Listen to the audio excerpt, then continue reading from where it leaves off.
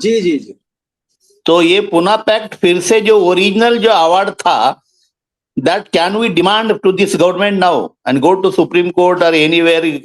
Can you start some movement to bring the original award to SCs, STs? Because what has happened, due to this Pune Pact, all these chamchas are becoming MLA and MPs of the political parties, big political parties. And our real social worker who wants to work for the society, they are not getting elected with the big parties. They what they do, they non-Buddhist people as a scheduled caste candidate, they take it and they get elected from that there. And even he don't say the Jai Bhim also. Yes, very good. You have raised a very good question, especially on the day, Pune Pact Day. This is very relevant question, and I respect you for this raising the issue. Dear friends, Pune Pact is a very important day in the history of Indian democracy. In 1932, the British government pronounced an award for it is named as Communal Award. Yeah. Communal Award meant that separate electorate will be awarded to SC, ST, and minorities also, Sikhs, Muslims, etc., etc. And SCs will have SC means untouchables will have two vote rights, one in general constituency and the other one in reserve constituency. Yeah.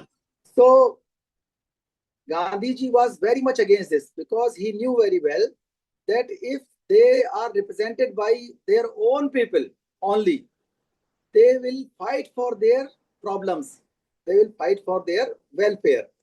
And if they remain under our cover within Hinduism, and if we elect their representatives, because wherever they fight in joint electorate, certainly they will be on the mercy of our voters. Especially that is why whenever constituency area is changed, they always conspire regarding that. And those people who are not from scheduled caste, they are responsible for voting them. And the majority of the uh, voters of the constituencies of scheduled caste, especially reserved, they are not scheduled caste. Had it been that only scheduled caste voters chosen their own representatives, the Chamcha age would not have occurred. What Kashiramji wrote regarding this, so we cannot start demand for separate electorate because Supreme Court is there and the atmosphere is very much different. In 1932, it was the pressure of the British government which protected our rights. But nowadays, the religious mafias and the political mafias, nepotistic people, they are all against the reservation of SC, ST, OBCs, and they are also very communal. So we cannot get success in separate electorate, but we have prepared a draft, a proposal regarding increase in number of constituencies. That is very much conducive to the Pune Pact, and in fact that will uh, that will produce greater welfare activities and better representatives if that is adopted. So I would like to share with you that we in 2003 we prepared a draft regarding increasing in the number of constituencies. And number of constituencies, if we compare with England and India and in all other countries, England's population is almost 5 crore people, and they are represented by 1414 representatives, MPs. And US population is about 38 crores, and they are represented by 535 MPs. And the same ratio is in Russia, Japan, in other countries, and China. Nowadays, we are 5 crores more than the Chinese population, and we are almost 146 crore people. Chinese people's representatives are they are in number almost 2,980 MPs represent Chinese population. But we are more than 141 and nowadays we are 146 crore people. We elect only 795 members of parliament. So we want that according to the average representatives, though it is very low, even if we compare with other countries, but a viable solution is that if we elect 2,500 MPs through Lok Sabha and Rajya Sabha, certainly all smaller groups will get the opportunity to fight election and win elections. Because nowadays, some families, people, some nepotistic people, monopolistic people, they have kept those constituencies in their hands, and other smaller groups do not get the opportunity to fight and win the elections. And if the number of constituencies is increased, the value of the voters, the value of vote will increase automatically, because this is a research of political science which I did many times. I compared whenever election results are there.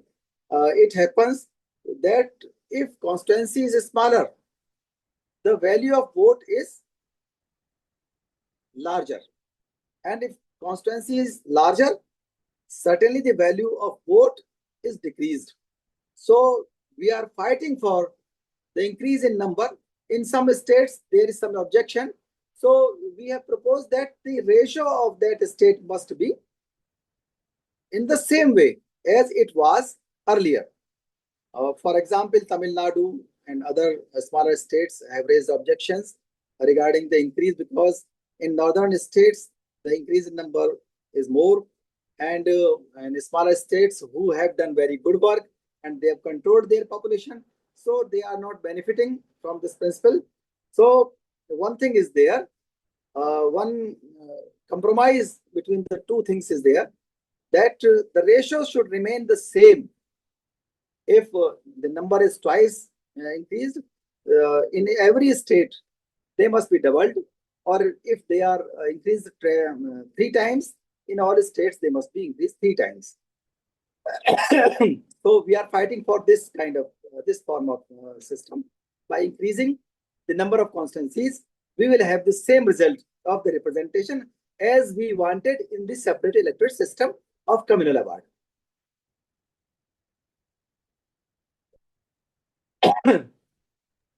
Yes, Akenji, next question. If Sir, there is any. Anybody have any question?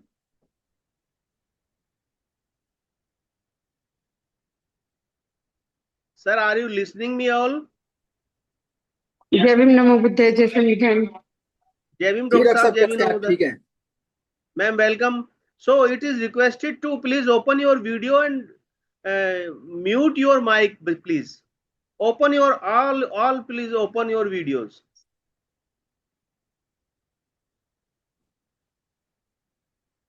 Sir, are you listening me all? Yeah, Yes, yes, I'm listening to you. Yes, we are listening. sir, please open your video. Yeah, we are listening. Yeah, I am also listening from here, Nepal. Kiran sir. Yes, sir. Sir, what would you like to say on the Pune Pact, sir? I have joined recently, sir. Okay. I joined recently, so I don't have anything. Yeah. Have you heard? will Just, ask have you later. just recently? Have you heard Dr. BP Ashok, sir? No, I could not Okay, fine, listen fine. anyone. Fine, sir, fine. So, Okay. Dr. Kanchal Lata ji and Arvind Kurne ji, please open your video. केंद्र, कुछ लोगों को अगर English में दिक्कत हो रही हो तो मैं हिंदी में रिपीट कर दूंगा उसको. ठीक है ना? मेरे ख्याल से ये ठीक रहेगा सर, एक बार बोलेंगे तो अच्छा रहेगा. जी जी, बहुत अच्छा सवाल किया था आपने, तो पूछ लीजिए औरों को. मुझे लगता है नेपाल के बहुत सारे लोग जोड़ा है मैंने. आप लोग हिंदी में बताएंगे तो और आसान हो जाएगा. पुनः क्लियर. फाइन फाइन हम सर, तो जानते है ना सर. आपसे रिक्वेस्ट है, जरा हिंदी में बताइए प्लीज. ठीक है, मैं बता दे रहा हूँ. देखिए, 1932 में अंग्रेज सरकार ने कम्युनल अवार्ड की घोषणा की थी. कम्युनल अवार्ड के अनुसार जो अनटचेबल्स थे, अछूत थे, उनको 2 वोट का राइट मिला था। कुछ नौकरियों का अधिकार भी मिले थे, और जो शिक्षा का बजट है वो उन पर खर्च करने के लिए, बढ़ाने के लिए कहा गया था। कई सारी डिमांड्स थी। जो स्टेट्स की असेंबलीज हैं उनमें सीट्स के बारे में बात हुई। तो वो जब ये जानकारी हुई भारत के अंदर नेताओं को, गांधी जी को जब जानकारी हुई, तो गांधी जी ने उसका विरोध करना शुरू कर दिया। उन्होंने कहा कि अछूत हमारे हिंदू धर्म का पार्ट है, और उन्हें ये मालूम था कि अगर अछूत अलग हो गए और उनके जो प्रतिनिधि हैं वो अगर उन्हीं की बात करने लगे, तो वो हमारे चमचागिरी नहीं कर पाएंगे, हमारी छुआछूत वाले काम नहीं कर पाएंगे, तो बहुत बड़ा कष्ट हो जाएगा, उनकी वर्ण व्यवस्था हिल जाएगी। उनको अपनी वर्ण व्यवस्था की चिंता थी, तो उन्होंने आमरण अनशन शुरू कर दिया, और उससे पूरे देश के अंदर कोहराम मच गया। पूरे देश में बाबा साहब डॉक्टर अम्बेडकर को बड़े गलत और भद्दे भद्दे तार किए गए, उन्हें मारने की धमकी दी गई, बहुत सारी चीजें हो गई। ये एक बहुत अच्छा अधिकार बहुत मुश्किल से मिला था बाबा साहब डॉक्टर अम्बेडकर के प्रयासों से, और अंग्रेजों ने दिया भी था। अंग्रेज भी देना चाहते थे, लेकिन गांधी जी अकेले उस पर आमादा हो गए। गांधी जी के परिवारी जन, गांधी जी के जो कांग्रेसी लोग बाग थे, चाहे वो मदन मोहन मालवीय हों, मुंजे हों, और जो लोग जुड़े हुए थे, सभी लोग बाबा साहब के और गांधी जी के बीच में समझौता कराने में लग गए, किसी भी तरह से हो जाए। और बाबा साहब आसानी से तैयार नहीं हुए थे, और पूरी तरह से प्रस्ताव बनाने के लिए कहा गया। बाबा साहब से कहा कि आप प्रस्ताव बना दो। बाबा साहब ने कहा पहले आप प्रस्ताव बनाइए। फिर इस बात पे आए अड़े कि हम सुविधाएं देंगे, लेकिन जॉइंट इलेक्टोरेट को आप मानिए, 2 वोट के राइट को आप छोड़ दीजिए। बाबा साहब बिल्कुल नहीं छोड़ना चाहते थे, लेकिन जब देखा, उन्होंने प्रज्ञा से काम लिया, विजडम से। वो जानते थे कि अगर गांधी जी मर जाते हैं इस प्रयास में, उन्हें कुछ हो जाता है, तो निश्चित रूप से मेरे ऊपर जिम्मेदारी जाएगी। उन्होंने दूरदर्शितापूर्ण निर्णय लिया, और उन्होंने कहा कि ठीक है, हम इस बात को मानने के लिए तैयार हैं। लेकिन फिर गांधी जी अड़ गए कि हम सिर्फ 5 साल के लिए देना चाहते हैं इन सुविधाओं को, जो भी आरक्षण होगा पॉलिटिकल रिजर्वेशन के नाम से। लेकिन बाबा साहब चाहते थे कि 25 साल के लिए कम से कम मिले। पर फिर बाद में बात ये बन गई कि 10 साल के लिए ये लागू हो गया। इसमें बहुत बड़ी ये नहीं कह सकते कि किसकी हार हुई या किसकी जीत हुई। बाबा साहब डॉक्टर अम्बेडकर की तो जीत इसलिए हो गई कि आरक्षण को एक आधार मिल गया, एक घटना मिल गई कि इसको स्वीकार किया था पूरे देश के लोगों ने। और ये विन विन पोजीशन भी है कि गांधी जी की जान भी बच गई, और बाबा साहब की भी बहुत तारीफ हुई। लेकिन बाबा साहब अपने दिल में इस पर भार लिए हुए थे, और वो असंतुष्ट थे। अगर सेपरेट इलेक्टेड होता तो निश्चित रूप से बाद में संविधान में भी वो जुड़ता। और गांधी जी जिस तरह से उन्होंने पक्षपात किया था, उन्होंने सिखों का, उन्होंने मुस्लिमों का, ईसाइयों के सेपरेट इलेक्टेड पे कुछ नहीं कहा, लेकिन अकेले अछूतों के कहा। और देश की चिंता नहीं थी, उन्हें अपने वर्ण व्यवस्था की चिंता थी, ये क्लियर हो गया था। और लगातार वो निश्चित रूप से जो उन्होंने किया गलत किया, तो बहुत बड़ा सम्मान पा सकते थे वो, लेकिन उन्होंने एक ऐसा काम किया जो हमेशा एक शूल की तरह से चुभता रहेगा भारत के इतिहास में। और बहुजन आंदोलन में भी जो भी अछूतों के साथ हुआ, बहुत बड़ी उन्होंने ये अच्छा नहीं किया था। तो निश्चित रूप से पूना पैक्ट के दिवस को हमें एक ऐसा मानना चाहिए कि एक ऐसी घटना थी जिसने आरक्षण को एक आधार दिया। और ये कोई हार नहीं थी किसी भी तरह से, असंतोषजनक जरूर था, लेकिन हार नहीं थी। बाबा साहब की इसको विजय ही कह सकते हैं। और आगे चल करके निश्चित रूप से बाबा साहब को जो संविधान बनाने का मौका मिला, और बाबा साहब को पूरे देश ने खासतौर से स्वीकार भी किया, और जो छोड़कास्ट के लोग थे उन्होंने भी अपना नेता माना। ये बहुत ही स्वागत योग्य घटना थी इस मामले को लेकर के, असंतोषजनक भले ही थी। सर, क्या निजी क्षेत्र में हिस्सेदारी होनी चाहिए, और यदि होनी चाहिए तो क्या ये पॉसिबल है? देखिए, निजी क्षेत्र में हिस्सेदारी की बात जहां तक है, निजी क्षेत्र में हिस्सेदारी अगर सीधे लागू की जाएगी तो बहुत बड़ा कोहराम मचेगा। लेकिन अगर निजी क्षेत्र में हिस्सेदारी का एक तरीका हम लोगों ने प्रस्ताव किया है कि जो भी निजी क्षेत्र की इकाइयां हैं, अगर वो SC ST OBC माइनॉरिटीज को, महिलाओं को उनकी संख्या के अनुसार ऊपर से नीचे तक प्रतिनिधित्व देते हैं, आरक्षण देते हैं, टॉप टू बॉटम, तो उनका इनकम टैक्स है, GST है, और कॉरपोरेट टैक्स है, वो 5 या 10% माफ किया जाए, कम किया जाए। इससे ये इंसेंटिवाइज हो जाएगा और जो इकाइयां चाहती हैं लागू करना उनको लाभ होगा। इस तरह से प्रेरित किया जा सकता है निजी क्षेत्र को। वो लाभ अगर 10-15% से 25% कर दिया जाएगा तो बहुत सारी इकाइयां शुरू कर देंगी अपने रिजर्वेशन। क्योंकि निजी क्षेत्र में बिना आरक्षण के हम इस देश से जातिवाद खत्म नहीं कर पाएंगे।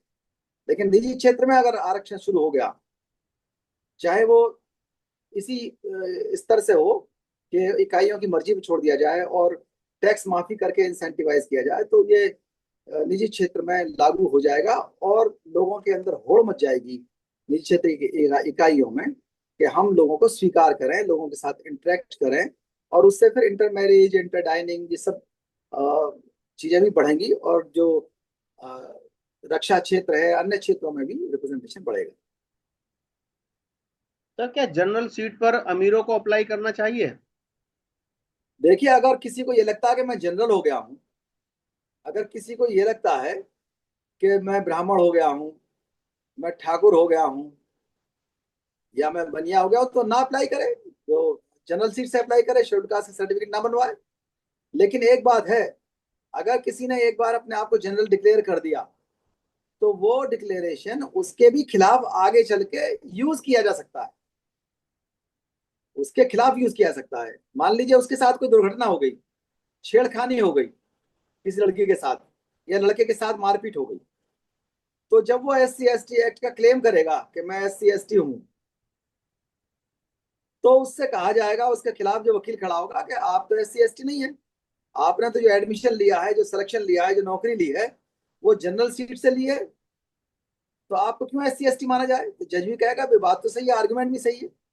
दूसरा, जब वो इलेक्शन लड़ने आएगा, रिजर्व सीट से इलेक्शन लड़ने आएगा, तो वो कहेगा कि भाई आपने तो अपने आप को जनरल डिक्लेयर कर रखा है ना। लेकिन लोगों का ये मिथ है, अगर जाति खत्म हो गई है तो जनरल मान लें अपने आप को। लेकिन मैंने ये देखा, हमारे पिताजी ने हम लोगों को शुरू के 2-3 साल IAS PCS में जनरल सीट से भरवाया था, और मैं मिलिट्री में, CDS में, वहां रिजर्वेशन है नहीं तो वहां इंटरव्यू देने गया, वहां मुझे 20% नंबर दिए उन्होंने, और बिरादरी पूछ करके दम दिया। पहले पूछा पिताजी का नाम क्या है, फिर दादाजी का नाम क्या है, फिर उन्होंने पता कर लिया कि हम शेड्यूल कास्ट हैं, हम भले ही बुद्धिस्ट लिख रहे हैं अपने आप को, तो हमने बुद्धिस्ट लिख लिया। लेकिन जो लोग हमारे साथ दुर्व्यवहार करते हैं उन्होंने हमको बुद्धिस्ट नहीं माना, उन्होंने हमको शेड्यूल कास्ट मान करके ही हमारे इंटरव्यू में नंबर दिए, और इसमें बहुत हमारे परिवार ने भी झेला, सब झेल रहे हैं। पूरे देश के अंदर आप सर्वे करके देख लीजिए, किसी भी नौकरी के अंदर जो इंटरव्यू के नंबर दिए गए हैं, शेड्यूल कास्ट के लोगों को, OBC के लोगों को और माइनॉरिटी के लोगों को नंबर कम दिए जाते हैं। अगर उनको नंबर ज्यादा दिए जाएंगे तो वो क्लेम करेंगे कि हमको जनरल सीट में दे दें। लेकिन फिर भी हमारे बहुत से लोग इस बात से खफा होते हैं कि साहब अमीर लोग इसको छोड़ नहीं देते। अमीर लोग तो छोड़ देंगे, लेकिन जिनसे जिस कारण आरक्षण मिला है, क्या वो कारण खत्म हो गया? मैं PhD डीलिट हूं, अगर मुझे ब्राह्मण कोई घोषित कर दे तो मैं खुद ही छोड़ दूं रिजर्वेशन? भाई उन्होंने यही तो बिल्कुल कहा सर, ना, बिल्कुल। डिग्री के आधार पर तो मुझे ब्राह्मण घोषित कर देना चाहिए ना। अगर कोई शंकराचार्य मुझे ब्राह्मण का सर्टिफिकेट दे दे, तो कहीं ना कहीं कोई मंदिर का मुझे बना दे मठाधीश, कि आपको इस मठाधीश बना दिया जाएगा, और जहाँ वैष्णो देवी का बना दें, चाहे कामाख्या देवी का बना दें, तो मुझे वहां ज्यादा फायदा होने लगेगा, करोड़ों की आमदनी होगी। लेकिन ऐसा नहीं है वास्तविकता में। ये हो सकता है कि 1-2 लोग अपनी इच्छा से छोड़ दें, बात दूसरी है, लेकिन जब तक जातिवाद नहीं खत्म होता, ये आगे चल करके इसको, रिजर्वेशन को एक बॉक्स मान के चलेंगे, जिससे आप सर्टिफिकेट लगाएं ना लगाएं, आपको वो उसी बॉक्स में डाल देंगे आगे चल के। क्योंकि वो मालूम तो पड़ ही जाएगा हाई स्कूल इंटर के सर्टिफिकेट से, कहीं ना कहीं तो मालूम पड़ जाएगा कि आप क्या थे। सर्टिफिकेट उनके पास होते हैं, नहीं होते हैं तो और बिरादरियों के नाम आते हैं, शर्मा, चौहान, गुप्ता आते हैं। आपके यहाँ जब नाम नहीं है तो दादा का नाम पूछेंगे, आपके इलाके का नाम पूछेंगे, या और कुछ नहीं तो डॉक्टर अम्बेडकर के ऊपर विचार पूछ लेंगे, आरक्षण के ऊपर विचार पूछ लेंगे। जाति जानकारी करने का बहुत बढ़िया बढ़िया तरीके हैं, बहुत अच्छे तरीके हैं लोगों के, और मालूम पड़ जाती है बिल्कुल उसके सही। विचारधारा से, उसके लेखन से मालूम पड़ जाती है। अभी भी UPSC सारे शेड्यूल कास्ट का के जो दिन होते हैं इंटरव्यू के, वो एक साथ होते हैं। ये कितनी बड़ी जातिवादी परंपरा है। और IAS का इंटरव्यू लेने वाला UPSC का जो चेयरमैन है, वो IAS नहीं है खुद। इससे बड़ा माहौल हो सकता है? लेटरल एंट्री में बिना रिजर्वेशन के कितने लोग आ रहे हैं? ब्राह्मण तो ईडब्ल्यूएस में भी आ रहा है, लेटरल एंट्री में भी आ रहा है, और हमको ब्राह्मण बनाने को तैयार नहीं है। तो हमारा जो बच्चा है या कोई भी इनकम टैक्स पेयर का बच्चा है, निजी क्षेत्र उसको लेगा नहीं, न्यायपालिका उसको लेगी नहीं, ठीक है। और मान लीजिए उसका सिलेक्शन नहीं होता है तो वो कहाँ जाएगा? जातिवाद ज्यों का त्यों बना रहेगा। और फिर हमारे लोग जो जो अधिकारी कर्मचारी रहे हैं, उन्होंने ही बामसेफ बनाई, वो चाहे DS4 का आंदोलन हो चाहे BSP का हो, सारा सारा आंदोलन अधिकारियों कर्मचारियों से ही उपजा हुआ था। काशीराम जी भी नौकरी में थे, वो कोई रिक्शे वाला तांगे वाला नहीं था जिसने रिजर्वेशन बचाया हो। रिजर्वेशन इनकम टैक्स पेयर्स ने ही बचाया था। भले ही क्लास 1 क्लास 2 अफसर्स की भूमिका उतनी नहीं रही, लेकिन क्लास 3 क्लास 4 कर्मचारियों की भूमिका लगातार रही। उन्होंने ही SC/ST एक्ट बचाया था, आम जनता को भेज करके कहीं ना कहीं से सपोर्ट किया था, और उन्होंने ही आज तक रिजर्वेशन की लड़ाई लड़ी है। और अगर वो लोग जो इनकम टैक्स पेयर हैं, अधिकारी कर्मचारी हैं, MLA MP हैं, अगर वो उनका रिजर्वेशन क्रीमी लेयर के नाम पे हटा दिया जाएगा तो रिजर्वेशन को खत्म करना बहुत आसान हो जाएगा। हमारे बहुत से लोग ये सोचते हैं ये तो अमीर हो गए, कोई IAS IPS अमीर नहीं हो सकता, कोई इनकम टैक्स अमीर नहीं हो सकता। इतना GST लगता था, वो अभी कुछ दिन के लिए कम कर दिया है। इतना GST लगता है, इतना इनकम टैक्स देते हैं हम लोग, नौकरी में क्या पेंशन में भी देते हैं अच्छा खासा, और हर साल में 1 महीने की तनख्वाह अलग से नहीं मिलती है। तो जो टैक्सेशन सिस्टम है वो अमीरों पर टैक्स कम लगता है, जो असली अमीर हैं। असली क्रीम जो है उसको तो हटाया नहीं इन्होंने, असली क्रीम तो अडानी अंबानी की है ना, उनको हटाना चाहिए। अगर एयरपोर्ट देना है तो किसी गरीब को भेज देते, तो वो किस्तों में चुकाता रहता है एयरपोर्ट की कीमत कमा कमा करके। लेकिन उन्होंने जो पहले से अमीर हुए हैं उन्हीं को एयरपोर्ट बेचे, उन्हीं को रेलवे स्टेशन बेचे, उन्हीं को फैक्ट्रियां बेची हैं। तो निश्चित रूप से ऐसी गलतफहमी अगर किसी को है कि जातिवाद खत्म हो गया है, साक्षात्कारों में ईमानदारी है, न्यायपालिका में हमारे लोग चुने जा रहे हैं, निजी क्षेत्र हमारा स्वागत करने को तैयार है, तो वो छोड़ दें और उनका खत्म कर दिया जाए, हमें फिर कोई दिक्कत नहीं है। लेकिन वास्तविकता जो है, वस्तु स्थिति ऐसी है कि जातिवाद कम नहीं हुआ है, बढ़ा और है। ऑनर किलिंग उनके साथ भी हो रही है, जो डॉक्टर हैं, जो इंजीनियर हैं, वो मारे गए हैं। ऐसी घटनाएं पढ़े लिखे और अमीर लोगों के साथ खूब हुई हैं, जो ऑनर किलिंग की घटनाएं हैं। तो निश्चित रूप से जब जातिवाद, ऑनर किलिंग, मॉब लिंचिंग सब कुछ हो रहा है, तो वो मैं सर इंडिविजुअली आपका स्वागत नहीं करेंगे। मैं एक अनुरोध करना चाहूंगा सर जी। मेरा सर, आपकी बात तो सही है, लेकिन समस्या ये है कि आज भी हमारे समाज में OBC SC और SC SC आपस में लड़ रहे हैं। मेरी यही गुजारिश है कि जो ये सामाजिक न्याय की जो है धारा, विशेष रूप से जो है एक जोड़ने का जो है पब्लिक टू पब्लिक होना चाहिए। लोगों तक जो है बातें नहीं पहुंच पा रही है, और ग्राउंड लेवल पर हमारी स्थिति आज भी 0 है। विशेष करके या जो नौकरियों से लोग जुड़े हुए हैं या जो रिटायर हो गए हैं, वही भी जूम मीटिंग से लोग जुड़े हुए हैं। जो आम पब्लिक है वो भी अभी संविधान के बारे में वो अच्छी तरह से जानते भी नहीं है कि संविधान ने हमने क्या राइट दिए हैं पूरा। तो मेरा यही है कि जैसे एक टोलियों के रूप में एक छोटा सा कार्यक्रम जो है, या नगर पंचायतों में या ग्रामीण क्षेत्रों में, तो अपने घरों में 8-10 लोगों को लेकर के यदि संविधान पाठ का कार्यक्रम कराया जाए तो हो सकता है कि लोगों के पास जागरूकता हो। बहुत अच्छा और विशेष करके मैं देखा हूं कि हमारे समाज में जो है 99% जो होता है कि इतिहास फर्जी तरीके से लिखे गए हैं, और जिसका कोई भी एथेंटिक जो होता है कि हिस्टोरिकल जो है इतिहास नहीं रहा है। मेरी यही है कि जो हमारा मूल धर्म है, विशेष रूप से बौद्ध धर्म है, जिसमें कहीं भी जात का उल्लेख नहीं हुआ है, तो उस व्यवस्था को जो होता है कि लोगों को बताने पड़ता है जात व्यवस्था कब कहाँ से उत्पत्ति हुई है, और इसका लोगों को बेसिक नॉलेज भी नहीं है। क्योंकि जो जात व्यवस्था का मैं जहां तक इतिहास के बारे में बताऊं, प्राचीन काल में भी कहीं भी OBC ST माइनॉरिटी का उल्लेख नहीं है। जो हम देखते हैं कि यादव है, अहीर है, जाटव समाज है या ब्राह्मण है। अभी जैसे कि मैंने जो था कि जो बौद्ध साहित्य का इतिहास पढ़ा, इसमें मेगस्थनीज का भी मैंने देखा हूं कि 7 जातियों को उल्लेख किया था। उसमें शासक वर्ग होते थे, कुलीन वर्ग होते थे, व्यापारी वर्ग हुआ करता था, और कृषक वर्ग था, पशुपालक था, और श्रमिक वर्ग हुआ करता था। इसी प्रकार से ह्वेन-सांग फाइयान ने भी आए थे, कहीं भी जाति व्यवस्था को उल्लेख नहीं था। जाति व्यवस्था को उल्लेख जो तो मध्ययुगीन की देन है, जो सिस्टम को जो था कि 3% लोगों ने आज कब्जा किया हुआ है और आज तक हम लोग उसके गुलाम बने हुए हैं। तो हमें है कि सभी लोग रोटी बेटी का संबंध अपनाएं।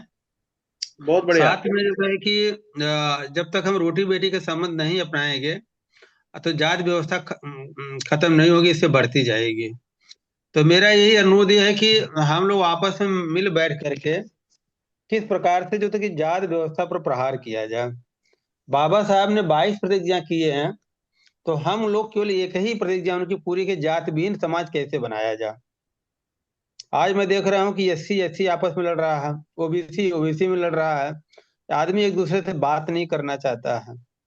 तो मेरी आप सभी लोगों से गुजारिश यही है कि हम जो है लगभग ओबीसी ST मिला करके 70% है। यदि मान ली 70% एकजुट हो जाएंगे, हम समाज में जो होता है कि देश में क्रांति ला सकते हैं। समस्या यह है कि हम लोग आज भी एक दूसरे में बटे हुए हैं, ना हमारा कोई जो है कि हम इतना बहुमत होते हुए भी अल्पसंख्यक के रूप में है पूरा। बहुत बढ़िया सर, क्योंकि बहुत बढ़िया। इतने हम लोग कई विचारधाराओं में बटे हुए हैं, हम एक प्लेटफार्म पर नहीं आ पाते हैं। बड़े दुर्भाग्य की बात है। और मैं देखता हूं कि ग्रुप में एक दूसरे की लोग आलोचना करते रहते हैं कि कैसे एक दूसरे से मोहब्बत किया जाए, कैसे एक दूसरे को जोड़ा जाए, इस बिंदु पर कभी चर्चा नहीं होती है। मेरा यही अनुरोध है कि बाबा साहब के साहित्य को या बाबा साहब के इतिहास को बड़ी गंभीरता से पढ़ा जाए, इसको ग्राउंड लेवल पर कैसे उतारा जाए। जब तक हम बौद्ध साहित्य के इतिहास लोगों को नहीं बताएंगे, अपना मूल इतिहास, तब हम लोग एक दूसरे को जुड़ नहीं पाएंगे। समस्या है कि मार्केट में 99% जो होता है किताबें फर्जी है, और वही जो होता है कि यूनिवर्सिटियों में, हायर संस्थानों में वही पढ़ाया जाता है जिससे हमारे समाज से कोई ताल्लुक नहीं है। रमेश सर प्लीज, हम पुनः पैक्ट पे ही बात करेंगे, ये आपने अच्छी बात है, लेकिन हम जो है अपने सब्जेक्ट से थोड़ा सा हटेंगे नहीं। नहीं, वो हमारा वो हम सब्जेक्ट पे ही बात कर रहे हैं। पूरी करने दो, पूरी करने दो।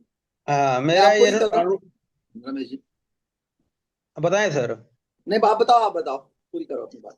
नहीं, मेरा सर ये आपसे मतलब कि सभी लोगों से सुझाव यही है कि जो भी टॉपिक दिया गया है, ये जो जाति व्यवस्था, जो सामाजिक न्याय की बात आ रही है, सामाजिक न्याय के मुद्दे पर जो है लोगों को सही इतिहास बताने की जरूरत है कि हमारी जो की मूल उत्पत्ति कहाँ हुई है पूरे।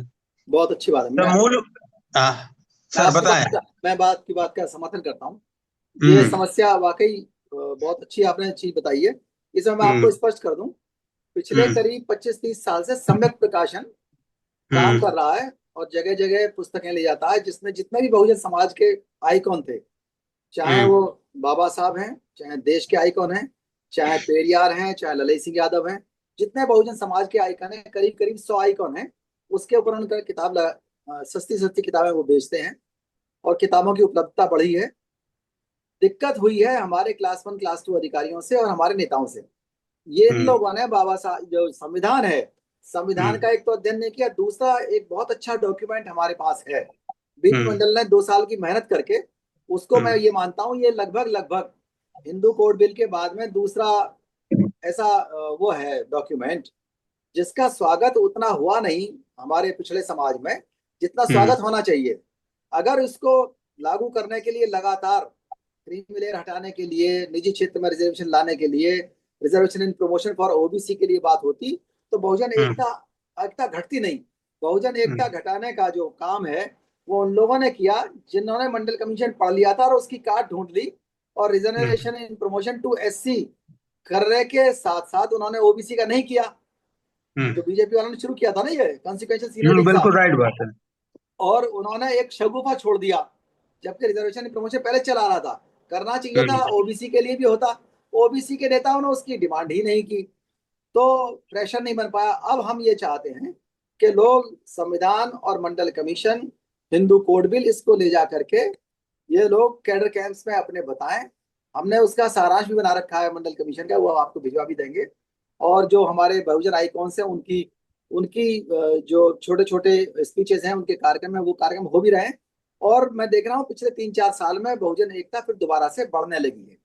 और बहुत जो ओबीसी के जो नेता हैं उनको भी समझ में आ गया है जो बाबा साहब ने बहुत पहले कहा था स्टेट्स एंड माइनॉरिटीज किताब में कि सरकार बनाने के लिए SC ST OBC माइनॉरिटीज को इकट्ठा हो जाना चाहिए। अगर नहीं इकट्ठा होंगे तो सरकार में वो जो सरकार बनेगी वो डेमोक्रेटिक सरकार तो रहेगी नहीं। इस तरह से चुनी जाए सरकार, बाबा साहब का विचार था। इसी को काशीराम जी ने कहा, जिसकी जितनी संख्या भारी उतनी उसकी हिस्सेदारी, उसी पर आगे चल करके विकास हो रहा है। साहब जरा मैं बोलूं? जी बोलिए सर, बोलिए प्लीज। जय भीम। मैं मुंबई से बोल रहा हूँ, विजय रणपी से। जी नमो बुद्धा, जय भीम। महाराष्ट्र से बोल रहा हूँ। सबको जय भीम। अशोक साहब ने तो बहुत अच्छा विश्लेषण किया है, नो डाउट। बामसेर में जो आपने बताया कि जो 3rd और 4th क्लास के लोगों ने अपने को रिजर्वेशन और ये सब के लिए मदद किया है, उनके वजह से अपना रिजर्वेशन चालू है। हमारे एजुकेटेड जो लोग हैं, दे आर पिछड़े लोग हैं। हमारे एजुकेटेड लोग सब पिछड़े लोग हैं। वो खाली खुद का देखते हैं, अब नीचे तक जाने का सवाल ही नहीं आता है। वो एक नहीं है। जब भी उनको कुछ प्रॉब्लम होता है, देन दे से जय भीम। उसके पहले तो कुछ बोलते ही नहीं है जय भीम के। बाजू में जाएंगे तो उसको खड़ा भी नहीं करते हमको। तो वो मुझे तो मेरा तो सुझाव ऐसा है कि जो अभी आप सब जन बात कर रहे हैं, तो एजुकेटेड लोगों को ही एजुकेटेड करना चाहिए। जो पढ़ा लिखा है, जो ऑफिसर्स है, उनको बोलना चाहिए कि पे बैक टू द सोसाइटी। और वो लोग एक आना चाहिए। वो लोग एक आ जाएंगे, जैसा 3.5 दिन तक का लोग ऑल भारत को संभाल रहे हैं, भारत को राज कर रहे हैं। और हमारे एजुकेटेड लोग क्या कर रहे हैं? अब दूसरी बात ऐसी है, सेकंड पॉइंट ऐसा है कि हम जो बोल रहे हैं कि सब जन एक आना चाहिए, एक आना चाहिए, ठीक, कोई एक आने वाला नहीं है। हमारे इसमें हर जाति में अलग अलग जो खाली एक ही बात है कि जो बाबा साहब को मानते हैं, जो बुद्ध धर्म को मानते हैं, वो लोगों ने एक आके, जितना लोग है 2%, 5%, 10%, वो जो लोग एक आ जाएंगे तो ही सब कुछ हो जाएगा। तो ऑटोमेटिक जैसा तो अभी ब्राह्मण लोगों ने 3.5 दिन तक चल लोग वो एक आ गए। मैं आपकी बातों से सहमत हूँ सर। मैं एक बात कहना चाहता हूँ, मुझे समस्या ये है कंप्लीट कि करने दो। लोगों को अभी पढ़े लिखे अधिकारियों को बेसिक नॉलेज नहीं है सर, क्योंकि वो सही इतिहास पढ़े नहीं है सर।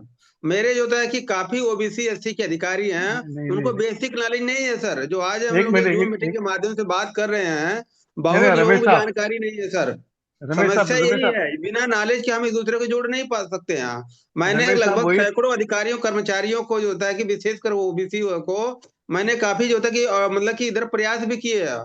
और काफी जो है कि मेरे हजारों लाखों लोग फॉलोवर हैं, इस बात को स्वीकार करते हैं कि रमेश भाई ने OBC को काफी जो होता है कि डाइवर्जन किया मैंने। आपका काम बहुत बढ़िया है, बहुत एक बढ़िया मिनट रमेश साहब, और मुझे लगता है कि हमारे अशोक सर ने काफी अच्छा भी जानते भी होंगे। मैं तो काफी युद्ध स्तर पर प्रयास करता भी रहता हूँ कि लोग एक दूसरे से जुड़े पूरा ज्यादा से ज्यादा। साहब मुझे कंप्लीट तो करने दो। जी तो आप मुझे कंप्लीट ही करने नहीं दे रहे हैं। मैं क्या बोल रहा हूँ, आप करें। मेरा कहना ऐसा है, मेरा एक्सपीरियंस ऐसा है कि अपने पढ़े लोग ही 1 से 3.5 दिन तक का लोग ऊपर एक आ सकते हैं, और उनके साथ में फिर सब OBC सब बाकी के अपने लोग भी जाते हैं उनके साथ में। जो हम आजकल 22% नहीं पालते हैं, नहीं उसका यूज करते हैं, नहीं उसका पालन करते हैं, तो हम एक पैसा होने वाले हैं। दूसरी बात ऐसे है कि जो हमारे एजुकेटेड लोग हैं, जैसा अभी अभी आपने सुना भी होगा, समन ग्रुप करके बहुत अपना भारत में चल रहा है। समन ग्रुप जो अपना पहला जो बुद्ध धर्म के पहला जो धर्म था, वो समन धर्म था। उस टाइम तो कोई किसी का जात पात कुछ नहीं था। वो लोग वो लोग इतना बढ़िया काम कर रहे हैं भारत में। हर जगह उनका एक उनका चल रहा है ऑलरेडी। तो उनके साथ में भी हम ज्वाइन होना चाहिए। और सबसे बड़ी बात है ऐसे कि एजुकेटेड लोग एक होना चाहिए। उसके लिए कुछ सुझाव होगा तो सुझाव, और उनके लिए हम सुझाव करके उनको पहला एक करेंगे तो ऑटोमेटिकली बाकी के लोग भी एकत्र हो जाएंगे। ऐसा मेरा तो मानना है।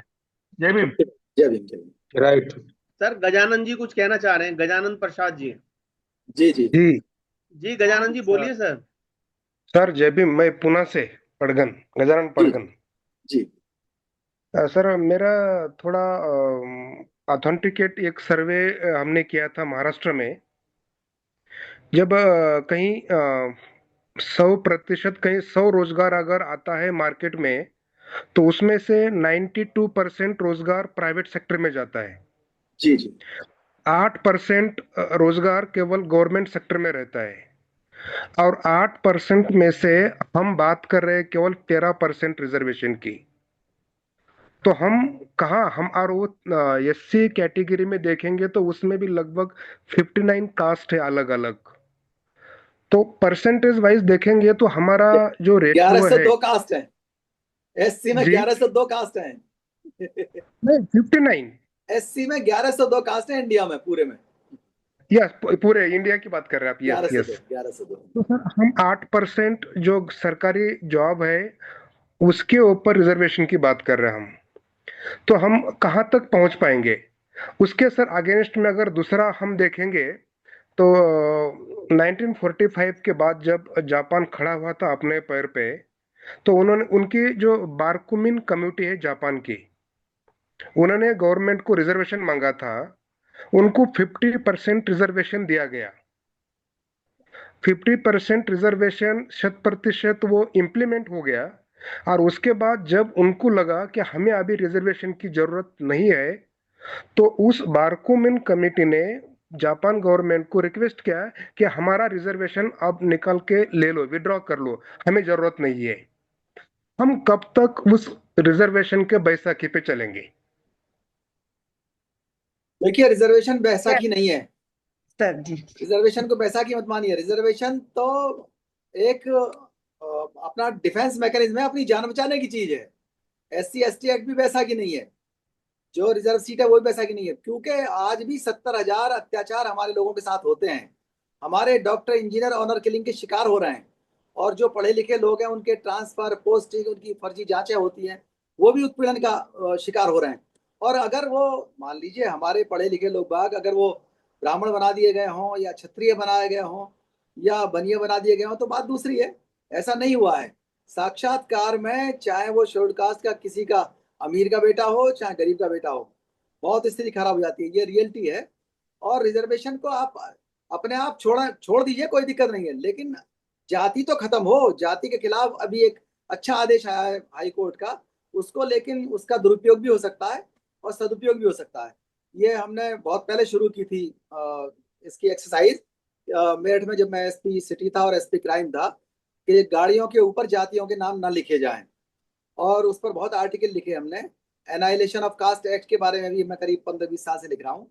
और 16 सितंबर को जस्टिस विनोद दिवाकर ने एक आदेश किया है। उसमें 4 आदेश हैं। मैं अध्यक्ष महोदय मैं बता दूं उस आदेश को, डॉक्टर कंचन जी। बताइए बताइए सर। जी सर स्वागत है सर। हाँ, वो मैं उस आदेश का हालांकि टॉपिक से हट करके है, लेकिन वो आदेश में 2 रिकमेंडेशन की है उन्होंने। एक तो जो वाहनों के ऊपर जातियां लिखी जाती हैं वो ना लिखी जाए। दूसरा, जो सोशल मीडिया के ऊपर जातियों का ग्लोरिफिकेशन होता है वो ना हो। 2 डायरेक्शन यूपी गवर्नमेंट को डीजी को उन्होंने दी है। उस डायरेक्शन में कहीं भी जातियों के साइन बोर्ड नहीं मिलेंगे। एक जो आदेश है कि क्राइम रिकॉर्ड में जाति नहीं लिखी जाएगी, उसका दुरुपयोग हो सकता है, लेकिन उसको ये अच्छा है कि चीफ सेक्रेटरी उत्तर प्रदेश ने अपने आदेश में क्लियर ये कर दिया है कि एससी एसटी एक्ट पर ये प्रभावी नहीं होगा। तो ये एक अच्छा आदेश है जो अंबेडकर वादियों की बहुत बड़ी विजय है।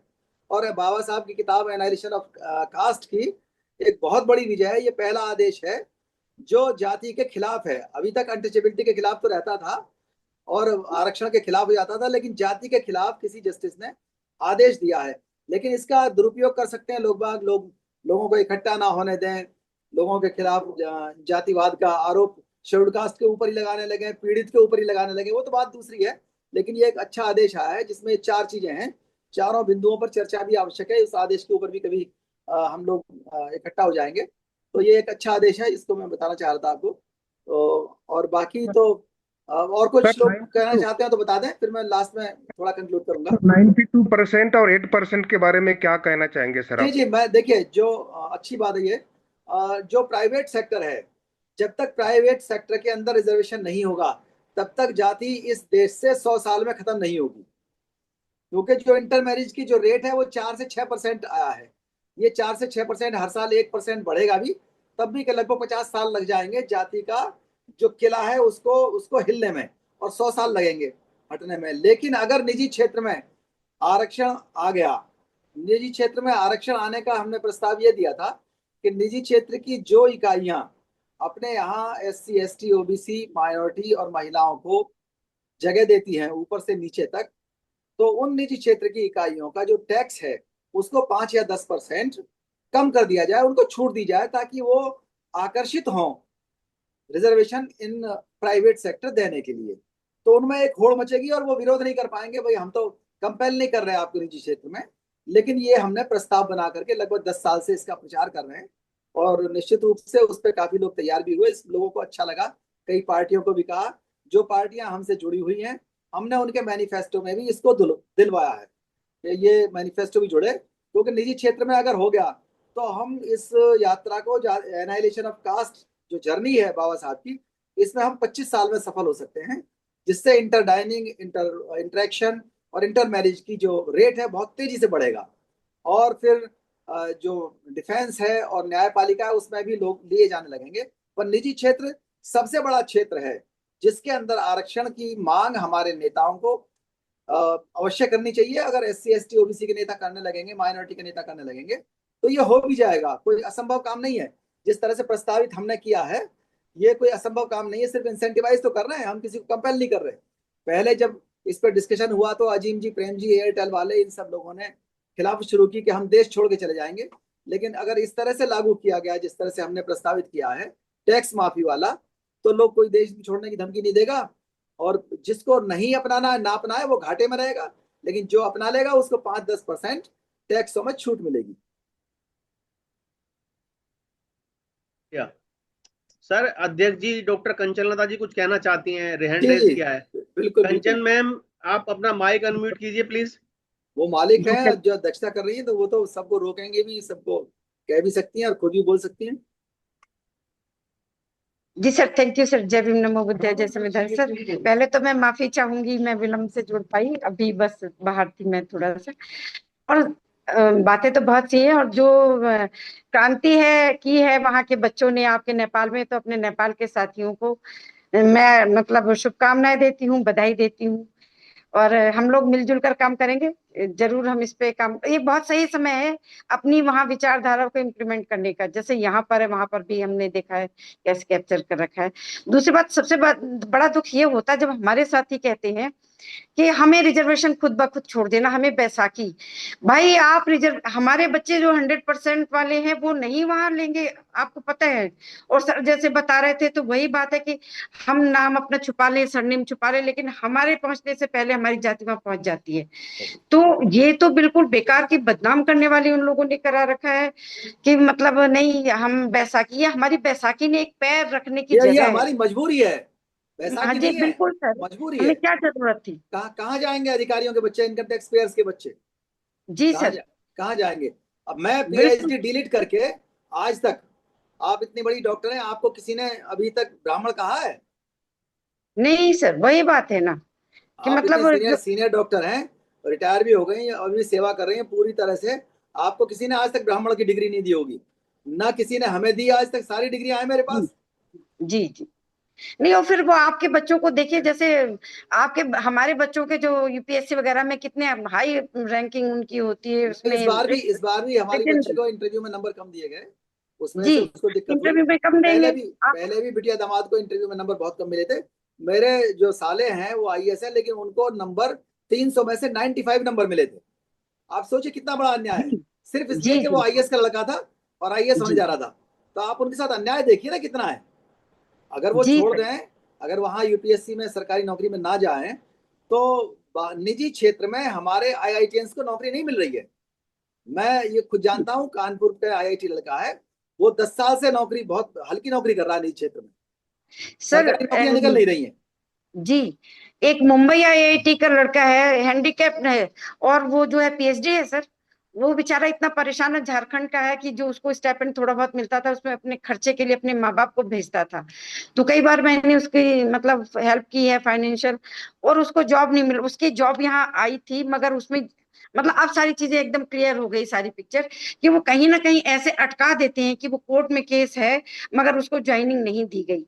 तो ऐसा नहीं है कि हमें मतलब हमें नहीं चाहिए, हमें तो आप बिल्कुल खुला कर दो ना, हमारे बच्चे हैं तैयार कि वो हर कंपटीशन फाइट करेंगे। नहीं, जब लेकिन 500 में से 500 नंबर ला रहे हैं हमारे बच्चे सीबीएसई में और जी सर, आईसीएसई में, तो जी इंटरव्यू खत्म हो जाए तो वो ले आएंगे वहां भी। इंटरव्यू अगर खत्म हो जाएगा, और देखिए आर्थिक स्थिति किसी की अच्छी नहीं हुई है, अभी तक सिर्फ 1% जी लोगों के जी पास सर, लैंड है हमारे, सिर्फ जी 1% लोगों के पास। मैं अपना जानता हूं, ईमानदारी से कोई भी आईएपीएस आईएएस अधिकारी लास्ट में मुश्किल से उसका 1 करोड़ रुपया बचता है, नौकरी अगर ईमानदारी से की है और जो व्हाइट मनी है। मैं नोएडा या गाजियाबाद में जमीन नहीं खरीद सकता जमीन आज। नहीं खरीद सकते, जी सर बिल्कुल। अच्छे अच्छे 100 गज कॉलेज या अच्छे 100 स्कूल गज भी का नहीं मकान पढ़ा नहीं बन सकते। सकता, 100 गज का मकान नहीं बन पाएगा, ये हाल है। नहीं, और सर एक बात बताइए, आपने ईडब्ल्यूएस जो जनरल वालों के लिए किया है, तो आपने अपने लोगों से जो क्रीमी लेयर में चल रहे हैं उनसे क्यों नहीं कहा कि मैं आप इनके उनका लिए क्रीमी लेयर तो अडानी तो दे अंबानी, देना? उनको आप दे रहे हो आरक्षण, उनका तो 100% आरक्षण है ना। असली बात यह है कि हमारे लोग वहां तो मांगने से रहे, हमारे नेता वहां मांगने से अपना छोड़ने के चक्कर में है।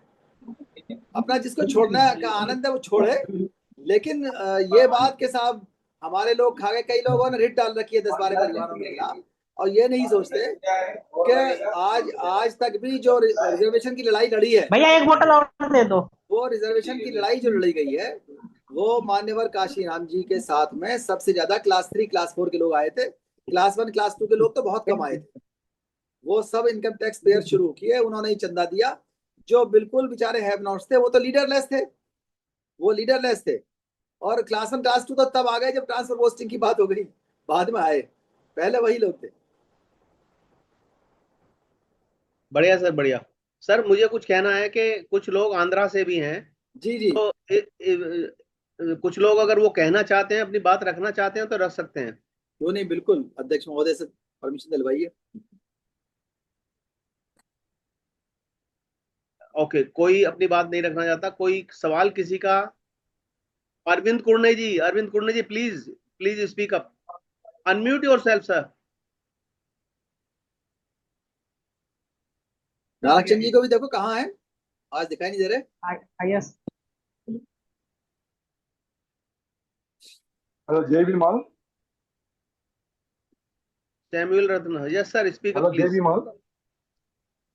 जय भीम सर, जय Bhim.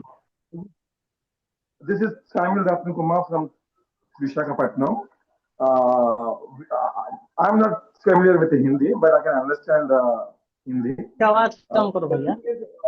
I'm very much happy to see North Indian side or English speaking states are very strong leading up the Ambedkarism. Here in Andhra as well, we have a very strong people, those who lead the Ambedkarism, but very sadly, most of the people are settlement batch.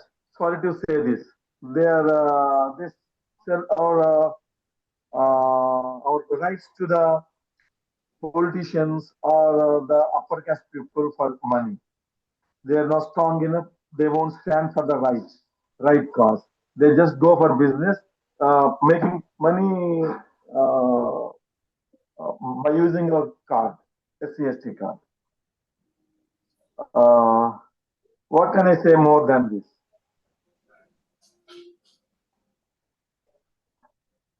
I hand over this mic to our friends, fellow friends. Thank you, sir.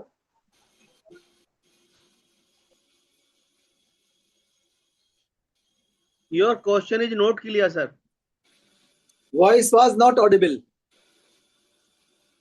Sir मेरा question क्या है? Can I speak? हमारा question, Yes, yes, welcome, Please welcome. speak up, sir. Sir मेरा question नहीं है, मेरा understanding ये है कि आंध्रा में जो SC/ST Ambedkar rights group social groups है ना, वो they are more than 60,000 associations, but they don't work for Ambedkarism. They work for collecting money here. Right, sir, right. Sir Poona pact पे बात होना चाहिए ना सर, पुना पैक्ट। जी जी, ज्यादा बात रिजर्वेशन के ऊपर हो गई। आपके लिए और एक सेशन रखना पड़ेगा पुना पैक्ट के लिए, only for Poona pact. No I'm appreciating the people ज्यादा who are talking. Okay then, thank you.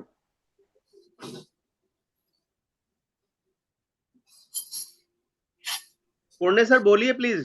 Sir Poona pact से नुकसान हुआ है क्या फायदा हुआ है उसके ऊपर बात कीजिए। नहीं तो क्या होता है अभी पुना पैक्ट ने जो भी गांधी ने जो किया है उसके ऊपर बात करेंगे। रिजर्वेशन वगैरह सब बड़ा सब्जेक्ट है, ये हम लोग का आज का सब्जेक्ट है पुना पैक्ट। जी अभी 2029 में सर ये बढ़ने वाला है ना, सीट्स बढ़ने वाली है। जी जी 26 आफ्टर जातीय जनगणना के बाद सीट्स जी, बढ़ने वाली है जी एमपी एमएलए में। ओके, अभी पुना पैक्ट से होता है क्या सर मालूम है क्या? अभी मैं जिस गांव में रहता हूँ मेरा रिजर्व कॉन्स्टिट्यूंसी है एमएलए का। जी जी उधर क्या होता है कि ये बीजेपी कांग्रेस वाले क्या करते हैं, हमारा कोई आदमी जो अम्बेडकरवादी है, जी अम्बेडकर थॉट्स उधर कर एज पर अम्बेडकर थॉट चलना चाहता है, उसको टिकट नहीं देते उसको। वो आरएसएस का जो आदमी रहेगा, गणपति बाप्पा मौर्य बोलने वाला रहेगा, ये it happens in Shankar, every state. हाँ शंकर को प्रणाम करने वाला होगा, उस आदमी को टिकट दे उसको इलेक्ट करके लाते हैं। It is happening in our state also. हाँ, सो ये आदमी हमारा समाज का काम नहीं करता है और वोट्स भी ज्यादा उनके रहते हैं हमारे से।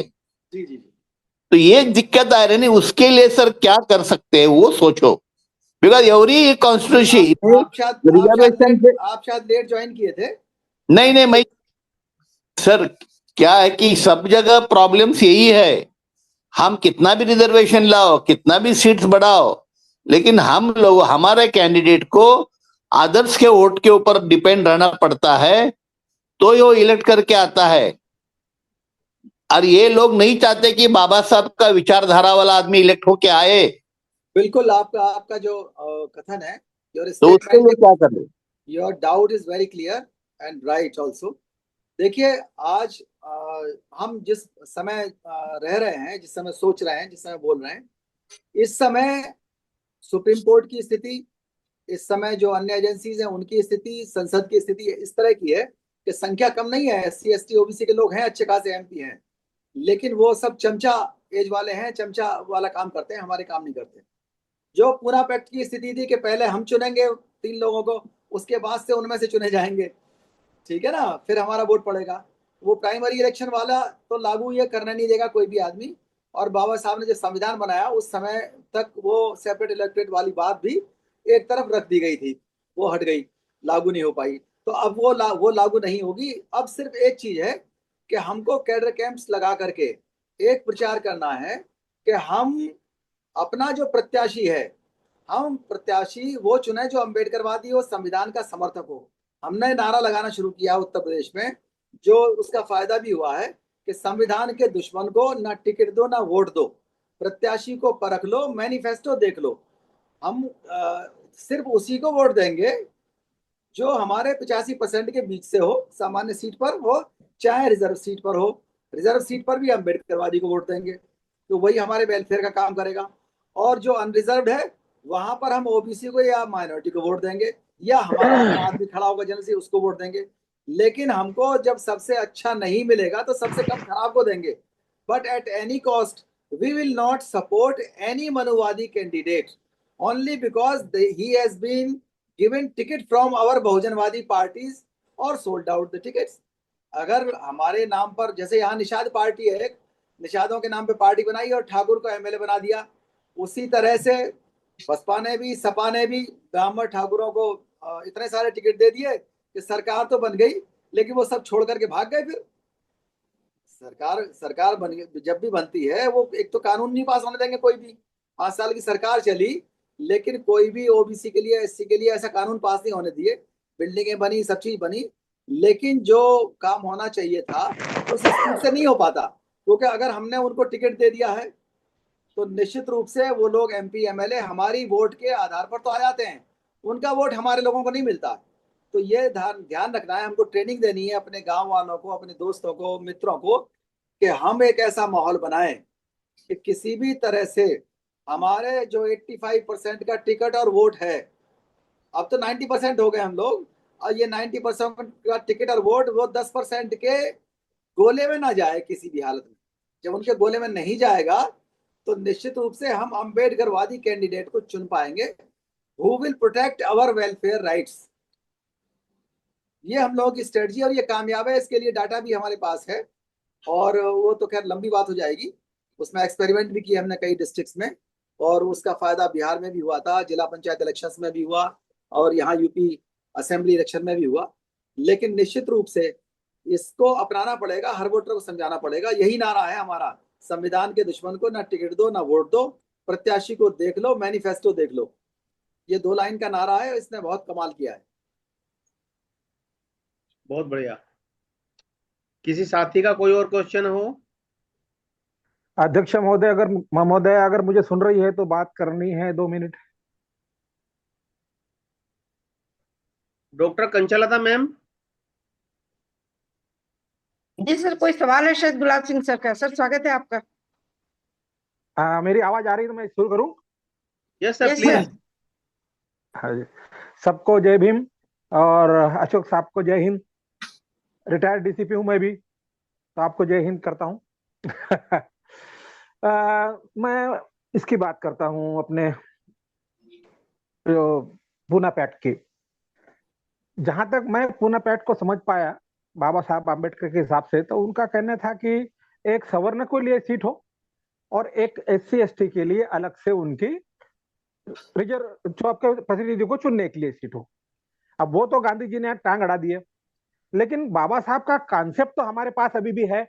उनकी सोच तो है कि हम अपने SC ST के जो है OBC भी मिला लीजिए, तो उनके जो चुन के आते हैं या उनके ऊपर प्रेशर डालने के लिए कुछ करे क्या। मेरा पॉइंट ये है, अगर हम कर सकते हैं, डेफिनेटली कर सकते हैं, आई एम श्योर, तो हम एक ऐसा एक रिजर्व कोई कॉन्स्टिट्यूंसी चुन ले, और हमारे जैसा अभी ये BSS हमने बनाया है उसमें सब हमारे लोग हैं, तो हम चाहे वो किसी भी पार्टी, अभी ये किसी पार्टी में जाते हैं तो वो पार्टी के उनका जो एजेंडा है, उनके जो नियम है, उनका जो भी कहेंगे उसमें बन जाते हैं, तो उसके बाहर कुछ बोल नहीं पाते। तो हम अगर हम अपना एक नमूना कॉन्स्टिट्यूशन के हिसाब से हम इतने अपने SC ST को जोड़े और उन्हीं को वोट दे, उन्हीं को खड़ा करे जो हमारी बात सुनेगा, नहीं तो खड़ा ही उनको वोट ही देने का नहीं, चाहे वो किसी भी पार्टी के हो।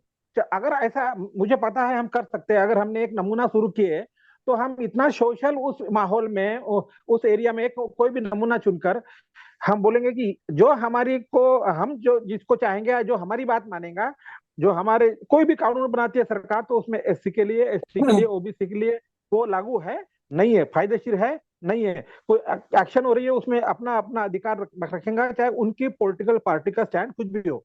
तो अगर एक जिसको हम शैडो MLA कॉन्स्टिट्यूंसी है, MLA से कॉन्स्टिट्यूंसी शुरू करें, एक शैडो सोशल कॉन्स्टिट्यूंसी बनाकर, और उसमें इतना उनको पावर देते हैं, उनको इतना जो हमने अभी जो अपना सब्जेक्ट है आज का, इतना उनको पावरफुल बनाते हैं, धीरे धीरे हो जाएगा, कोई बड़ी बात नहीं है। आजकल तो सभी तैयार है, सिर्फ उनको जगाने की, और कुछ बंदे आगे आकर चिंतन मनन करके 2-3 दिन का प्लान बनाने की जरूरत है। तो ये शैडो कॉन्स्टिट्यूंसी अगर बनाते हैं तो डेफिनेटली मुझे ऐसा लगता है कि कुछ फर्क पड़ेगा। फिर चाहे वो पार्टी कोई भी हो या फिर अपनी पार्टी, इन फ्यूचर आप अपनी पार्टी बनाइए, लेकिन वो बात वही करेगा जो हमारे SC ST OBC के फायदे की बात करता है। अगर वो नहीं करता तो अगली बार चुन के नहीं आएगा, या उनके ऊपर जो भी है हम उनको सोशल या बाकी प्रेशर डाल सकते हैं। अभी इतना ही बोलने का है क्योंकि अभी समय भी है। धन्यवाद बोलने के लिए। नहीं, बहुत अच्छी बात आपने कही है। निश्चित रूप से इस पर हम क्योंकि आज काफी टाइम भी हो गया है, और हम लोग जो है इस चीज को काफी आगे ले जा सकते हैं। इसमें हमने एक्सपेरिमेंट किया है इसको जिला पंचायत इलेक्शंस में भी और असेंबलीज में भी, उसका हम रिजल्ट भी शेयर करेंगे आपको। लेकिन अब काफी समय हो गया आज, तो मेरे ख्याल से और कुछ कहना चाहते हैं, वरना अध्यक्ष जी इसे कहें कि आज की वार्ता को खत्म किया जाए, क्योंकि ये एंडलेस है। इसमें और समय चाहिएगा। आज की मीटिंग सेकंड पार्ट में रखेंगे और इसको कंटिन्यू करेंगे। एक सवाल सर मैं पूछना चाह रहा हूँ सर, एक सवाल सर। जी सर, पूना पैक्ट और जीतन राम मांझी और चिराग पासवान और ठावरे जी को किस तरह से देखते हो आप सभी सज्जन? देखिए, मान्यवर काशीराम जी ने किताब लिखी थी चमचा एज, चमचाइज किताब लिखी थी, और आज की तारीख में जो चमचे बन करके वो चाहे सत्ता पक्ष में रह रहे हों, चाहे विपक्ष में रहें, चाहे सिर्फ एमएलए एमपी चुने जाएं, वो हमारे किसी काम के नहीं होते। इसीलिए जो हम काम कर रहे हैं, कैडर कैंप लगा रहे हैं, हम वोटर्स को ये सिखा रहे हैं कि वोटर अपना अंबेडकरवादी उम्मीदवार पहचानना सीखे। अंबेडकरवादी का मतलब है जो संविधान के लिए समर्थक हो, आरक्षण का समर्थक हो, वो मंडल कमीशन का समर्थक हो, बहुजन एकता का समर्थक हो, वो कठपुतली ना हो। अब वो कई बार हाथरस का एमपी देखा था ना हमने, झूठा गिलास लेके घूमता था, एमपी हो गया बहुत दिन, तो ऐसा आदमी क्या लेकर आएगा? ये क्या अभी तक हमारे एमपी एमएलए जितने भी है, कौन सा रिजर्वेशन प्रमोशन की बात उठा रहा है? जो लोग कर रहे हैं, इनसे ज्यादा, इन एमपी एमएलए से ज्यादा तो वो नेहा सिंह राठौर करती है, ध्रुव राठी करता है, रवीश कुमार करता है। इन्हें तो शर्म से डूब के मर जाना चाहिए। ये कुछ नहीं करते हैं, पूरी पार्लियामेंट में चुप रह करके पूरा अपना टाइम बिता देते हैं। आज तक एमपी एमएलए ने ये नहीं उठाया कि कई सीटों पर नॉन शेड्यूल्ड कास्ट, जैसे आपने देखा होगा आगरा के जो एमपी हैं वो नॉन शेड्यूल्ड कास्ट हैं और रिजर्व सीट से एमपी हैं। उससे पहले टूंडला से एमएलए बने रहे, मिनिस्टर बने रहे। तो इतने सारे एमपी बने हुए हैं जो चमचा एज वाले हैं। ये चिराग पासवान, जीतन राम मांझी इतना तो कह ही सकते थे कि भाई तुम भले ही हमारी पार्टी में आ रहे हो, हमारे खेमे में हो, लेकिन तुम शेड्यूल्ड कास्ट तो हो नहीं जो रिजर्व सीट को घेरे हुए हो। इतनी सी बात जो नहीं कह सकते वो प्रतिनिधित्व क्या करेंगे? लेकिन जातिवाद और उपजातिवाद, क्षेत्रवाद, बहुत सारी चीजें हैं। तो हमारे वोटर को ये पहचानना पड़ेगा कि जो लड़ रहे हैं उनमें सबसे अच्छा कौन है और सबसे अच्छा नहीं मिल रहा तो सबसे कम खराब कौन सा प्रत्याशी है। और हमारा वोट किसी भी दशा से, बहुजन का वोट बहुजन को जाए। वो अगर बहुजन के बाहर चला जाएगा तो निश्चित रूप से वो लोग कभी भी कितना भी मीठे हों, वो कभी आपका कल्याण नहीं कर सकते।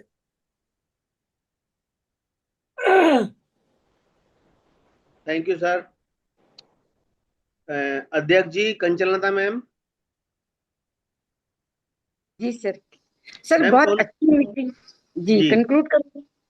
जी सर, मीटिंग बहुत अच्छी है और बहुत सारे जो सवाल आए हैं तो सर मैं चाहूंगी आप इसको नोट करके हम अलग अलग डे पर इसको सारे सवालों को ले सकते हैं। जी जी जी जी, तो हम फिर आगे कंटिन्यू करेंगे सर। सभी का बहुत बहुत साधुवाद सर। जय भीम, नमो बुद्धाय, जय संविधान सर। Thank you. जय भीम।